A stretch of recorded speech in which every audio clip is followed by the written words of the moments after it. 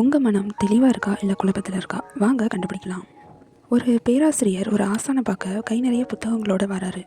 அந்த பேராசிரியர் சொல்கிறாரு, நான் ஏற்கனவே பல புத்தகங்கள் படித்து நிறைய கற்றுக்கிட்டேன், இருந்தாலும் உங்களால் முடிஞ்ச ஏதாவது கருத்துக்களை சொல்லுங்கன்னு சொல்கிறாரு.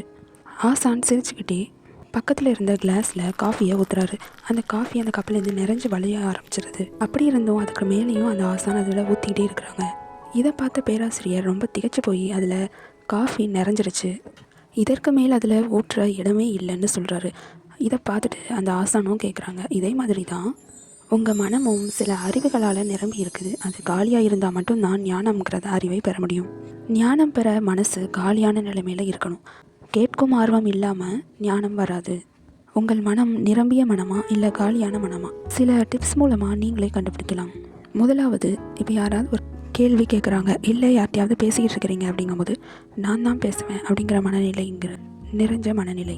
மற்றவங்க பேசுகிறத கேட்குறது தான் காலியான மனம். இரண்டாவது, புதுசாக சில யோசனைகள் வரும்போது இது எனக்கு தெரிஞ்சது தான் அப்படின்னு நிராகரிக்கிறது நிறைந்த மனம். இதில் ஏதாவது புதுசாக இருக்கான்னு தேடுறது தான் காலியான மனம்.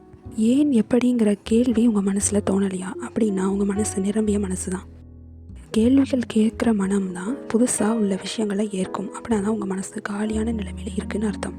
அடுத்ததாக, ஓய்வுகள் இல்லாமல் சில சத்தங்கள் கேட்டுக்கிட்டே இருக்கணும், மனசு அலப்பாஞ்சிக்கிட்டே இருக்குது அப்படின்னா அது நிரம்பிய மனசு. காலியான மனசு எப்போவுமே அமைதியை தான் விரும்பும்.